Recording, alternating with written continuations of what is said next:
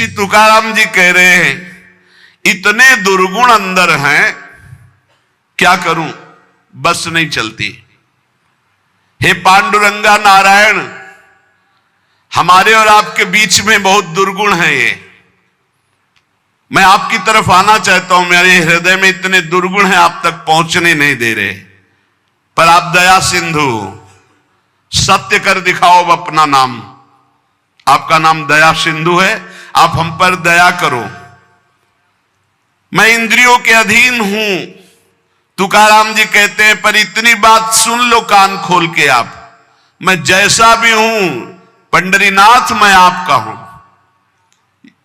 वही बात आ गई ना, मेरे माई बाप आप हो, अब मुझे उदास मत करो, घसीट लो।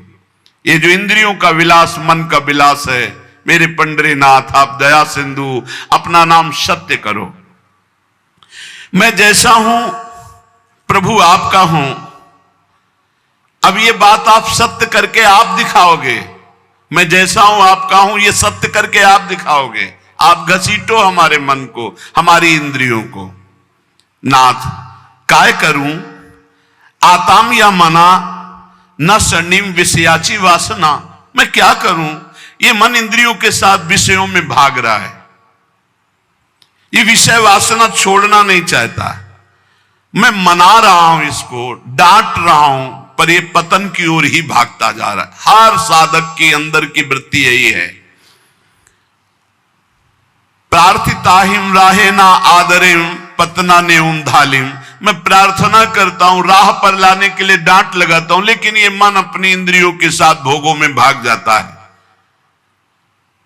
हे विठ्ठल दौड़ो, अब दौड़ो, नहीं तो अब ये गया, आप कोई राह नहीं दिखाई दे रहा है, मन ले जाएगा इंद्रियों को विषयों में।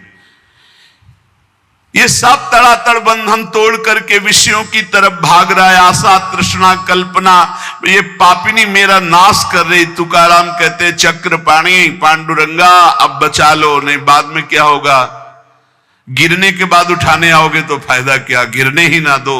आप ऐसे सामर्थ्यशाली हो।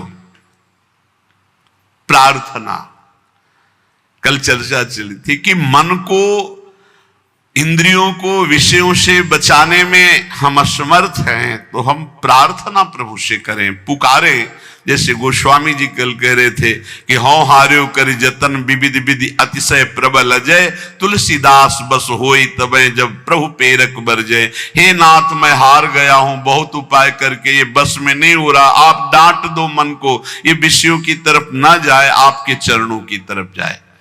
ये भक्त की दैन्य पुकार होती। तुकाराम जी महाराज बहुत ऊंची स्थिति के महापुरुष हैं, वो अपने लिए ऐसी बात करे कि जब इंद्रियां ऐसी दशा में हो, मन ऐसी दशा में हो, तो प्रभु को पुकारो। अब जो बात कह रहे कि भगवान नाम जप करते हुए भी, प्रभु के मार्ग में चलते हुए भी हमें परमानंद क्यों अनुभव नहीं हो रहा, तो श्री तुकाराम जी कह रहे हैं कंचन, कामिनी और कीर्ति, ये तीन बड़ी खाइयां हैं। इस मार्ग में बहुत लोग चलने वाले नहीं हैं, परमार्थ में बहुत लोग चलने वाले नहीं हैं। केवल वेश धारण कर लेना चलना नहीं कहते, चलना अंदर का विषय होता है। इस मार्ग में चलने वाले बहुत पथिक नहीं होते। जो इस मार्ग में चलने वाले होते हैं उनके सामने तीन खाइयां हैं जिनको पार करके परम पद में पहुंचना है। पहली खाई है धन की। दुनिया में आपको कभी पैसा कमाने को ना मिला हो, लेकिन जब भगवान की तरफ चलोगे तो आपके सामने पैसे के रास्ते आने लगेंगे। अधिक से अधिक धन एकत्रित करना, गए पहली खाई में ही गुड़मुड़ा करके गिर गए। ये ऐसे महापुरुष की बात है कि वीर शिवाजी रत्नों का ढेर तत्काल आदेश किया था, एक भी इसका प्रयोग नहीं होगा, तत्काल वापस राज खजाने में ले जाओ, मुझे बिल्कुल नहीं चाहिए, मैं विट्ठल के जिलाए जीता हूं, किसी और के जिलाए नहीं। रत्नों को स्पर्श भी नहीं किया।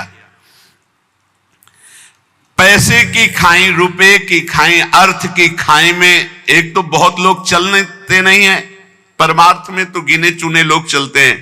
अब जैसे मानो आप इतने लोग बैठे, कितने हैं, भारत में कितने 134-35 ऐसे करोड़ बताया जाता है, 40 हो गए होंगे, बढ़ रहे होंगे। 140 करोड़ में कितने लोग चलते होंगे भगवान के मार्ग में। उनमें भी कह रहे चलने वालों में भी ये 3 खाइयां हैं, कंचन, कामिनी, कीर्ति। इन खाइयों को ही पार करना बहुत कठिन होता है। जो इस अर्थ की खाई में फंस गए, अर्थ की खाई में, ये बैंक बैलेंस बैकुंठ ले जाएगा तुम्हें, यही जहां शरीर छूटा जो कहते वैसे ही पड़ा रहेगा। पर वृत्ति कितने हुए?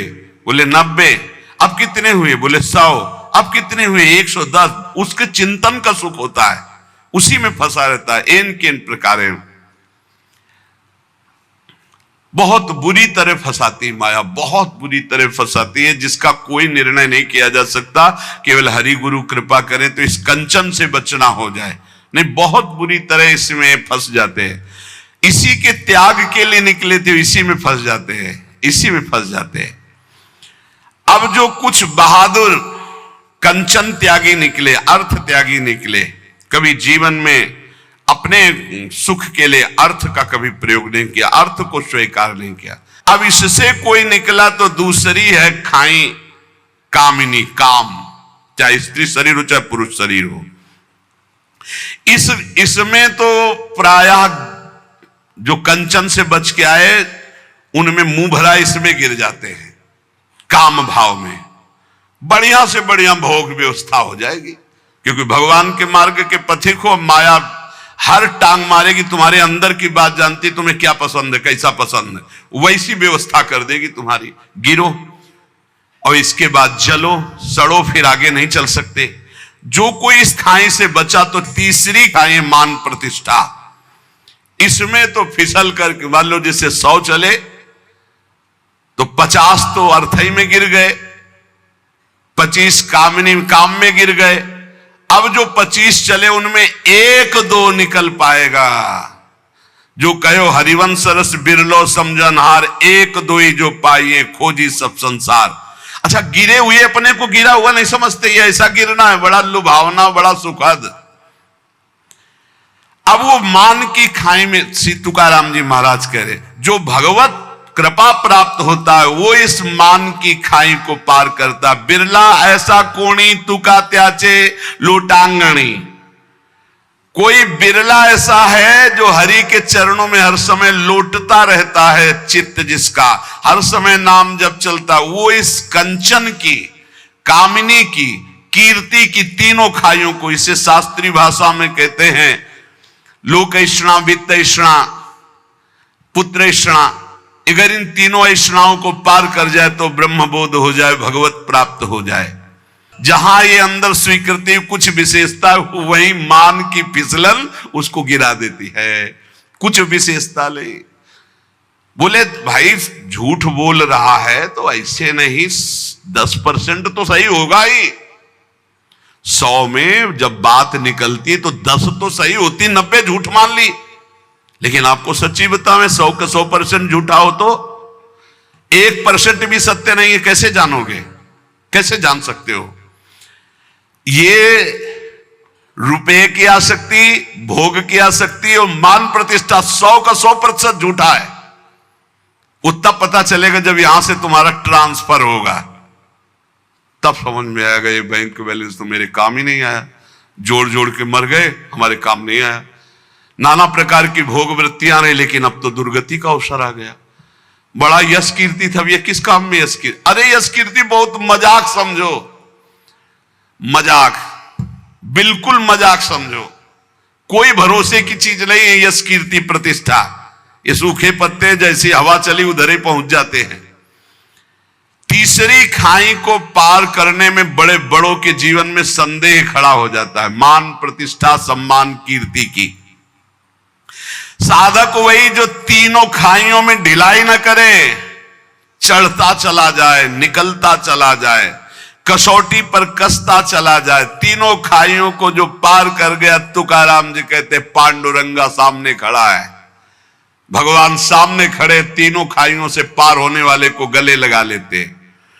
ये जो पहली खाई धन की है, वैराग्य की प्रथम अवस्था में साधक का बहुत बढ़िया वैराग्य होता है। कोई भी घर से निकलता है वैसे, अच्छा गुरु कृपा से ऐसा रहा है कि जीवन भर, अब जीवन ही हो गया, अब अंतिम पड़ाव चल रहा है, पीछे वृंदावन तक कभी ऐसे छुआ भी नहीं, लिया भी नहीं। वृंदावन में पीछे बादुकरी मांग करके था ही नहीं कि दवाई खरीद ले। अब जो व्यवस्था हो रही है वो उनकी व्यवस्था हो रही है। ये जो सैकड़ों लोगों ने अपना जीवन प्रभु को दे दिया, उनके भाग्य से हो रही है। हमारे भाग्य में तो कभी व्यवस्था नहीं हुई, और आज व्यवस्था है तो हमारे किस काम की। वो परमात्मा देख रहा है कि शरण में इसकी व्यवस्था करनी, इसलिए सब व्यवस्था। अपने चाह, अपने सुख के लिए अपना बैंक बैलेंस चाहना, कंचन में फंस जाना है। पूरा विश्व है मेरे प्रभु का, उनका ऐसा प्रसाद है, कोई भूखा नहीं रहेगा, कोई अव्यवस्था नहीं होगी, और किसी से चाह नहीं, किसी से मांग नहीं। कह रहे जो पहली खाई कंचन की आती है, रुपये की आती, तुकाराम जी कहते प्रथम अवस्था में बहुत सुंदर वैराग्य होता है साधक का। वो तुच्छ मान करके उसकी तरफ देखता ही नहीं है। पर जब आगे वैराग्य बढ़ता है और यश फैलता है भगत, तब उसकी प्रियता न जग जाए। अर्थ के प्रति प्रियता नहीं होनी चाहिए। प्रियता ना होना और अर्थ होना कोई फर्क न पड़ना, लेकिन प्रियता होना और अर्थ ना होना तो फर्क पड़ जाना। अर्थ की प्रियता, रुपये का महत्व जग जाना। त्याग के आडंबर से परमात्मा बोध नहीं होता है। त्याग का आडंबर न करे, इसकी आसक्ति न हो तो कोई फर्क नहीं पड़ता है। त्याग का आडंबर ना करे। श्री तुकाराम जी महाराज कह रहे कि जैसे प्राथमिक अवस्था में साधक के अंदर वैराग्य होता है। एक बार गुरुदेव भगवान ने कहा था, जब कोई साधक भगवत प्राप्ति के लिए घर से निकलता है, उसका वैराग्य कितना प्रशंसनीय होता है। कहां खाएंगे कोई पता नहीं, कहां रहेंगे कोई पता नहीं, क्या होगा कोई पता नहीं। ऐसी स्थिति आजीवन क्यों नहीं रहती। वैराग्य प्रतिदिन बढ़ना चाहिए, न कि घटना चाहिए। जिस लक्ष्य को लेकर तुम घर से निकले थे वो वैराग्य कहां गया। और नाना प्रकार की भोग सामग्रियां ये तभी लुभायमान करती जब भगवदानंद का लोभ नहीं जगता। श्री तुकाराम जी की जो अर्धांगिनी थी वो इसी बात से असंतुष्ट थी कि कभी बात ही नहीं करते थे तुकाराम जी महाराज।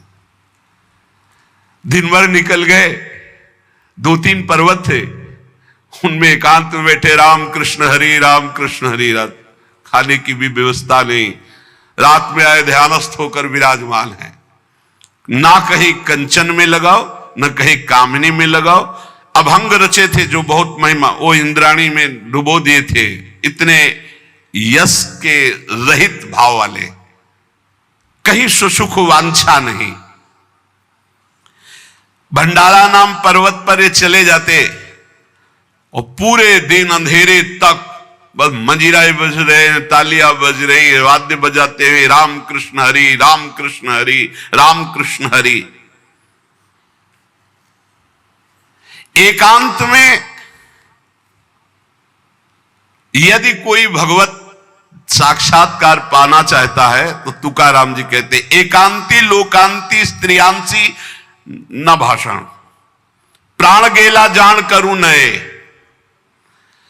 साधक को इतनी दृढ़ता कर लेनी चाहिए कि एकांत में कभी विपरीत शरीर के पास बहुत देर तक ना रहे, नहीं तो वो गिर जाएगा, पक्का गिर जाएगा, चाहे जितना संयमी साधक हो। कह रहे प्राण गेला जान करूं नए, प्राण त्याग सकता हूं लेकिन एकांत में कभी माई बहन के साथ नहीं बैठ सकता।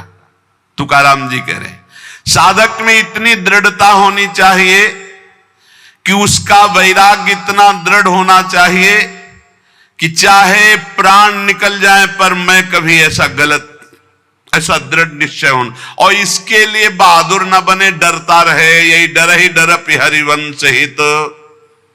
डरता रहे। ना जानो छिनंत कवन बुद्धि घटई प्रकाशित, छुट चेतन जु अचेत तेउ मुनि भय विश्वासित, पारासर सुरेंद्र कलप कामिनी मन फंद्या, परिव देह दुख द्वंद कौन क्रम काल निकंद्या, यही डरप हरिवंश हित जिनो भ्रमय गुण सलिल पर, जी नामन मंगल लोक त्यों सुहरिपद भजु न विलंब करी।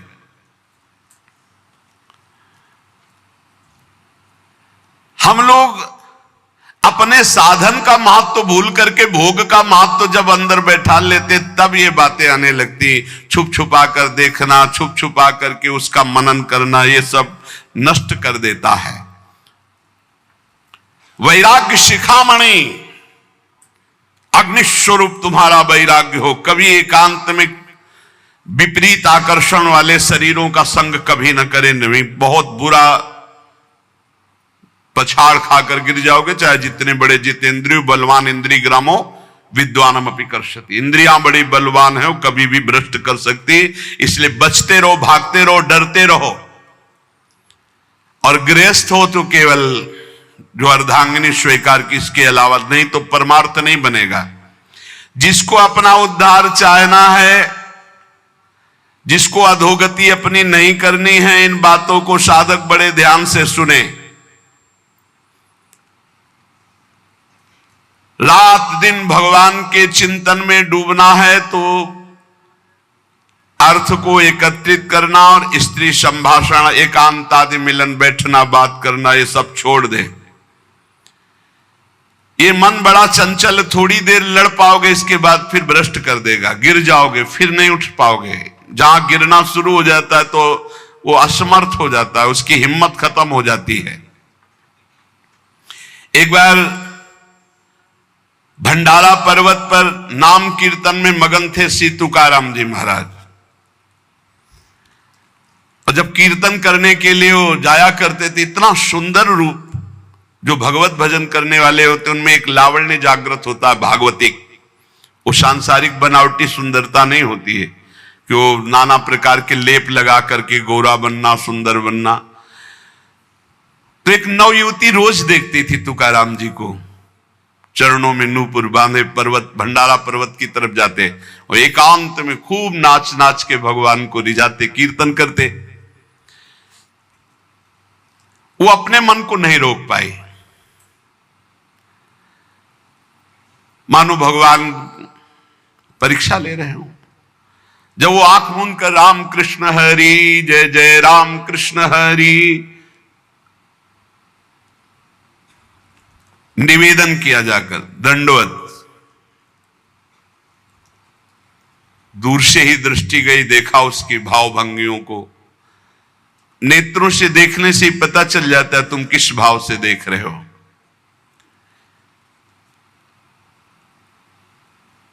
जे भी देखा,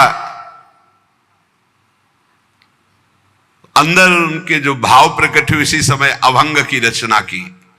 स्त्रियांचा तो संग ना को नारायणा, काष्ठाया पाषाणा मृत्यु केच्या, नाठवे हा देव ना घड़े भजन, लांचावले मन आवरेना। दृष्टि मुखे मरण इंद्रियांचे द्वारे, लावण्य ते खरे दुख मूलो, तुका मेहणे जरी अग्नि ज्वाला, साधु तरी पावे बांधुम संघटे हो। नारायण, ये कौन सी लीला। हम तो काठ और पत्थर की और मिट्टी की भी स्त्री का स्पर्श नहीं कर सकते, आपने तो साक्षात भेजा है, किसी और से बात नहीं कर रहे। मुझे पता है कि आप मेरे कीर्तन और यश पर यह प्रश्न खड़ा करना चाहते हो। पांडुरंगा, आप भी जानते हैं कि आपके भजन का बाधक स्वरूप क्या है। ये नेत्रों के कटाक्ष, ये मुख की मुस्कान, ये इंद्रियों का आकर्षण उन मरण धर्माओं को हो सकता है जो शरीरों पर आ सकता है। जो पांडुरंगा में आ सकते, उसके ऊपर कोई फर्क नहीं पड़ सकता। ये लावण्य का आकर्षण दुखों का मूल है। तुकाराम जी कहते हैं कि यदि एक तरफ स्त्री हो, एक तरफ आग हो, और साधु को कहा जाए किसका स्पर्श करोगे, तो आग का स्पर्श कर लेगा, आग में जलना स्वीकार कर लेगा। लेकिन पराई माता बहनों की तरफ गंदी दृष्टि, गंदी भावना नहीं। इसलिए हे पांडुरंगा, बचाओ। तुकाराम जी सीधे भगवान से बात करे, पांडुरंगा ये क्या प्रश्न है?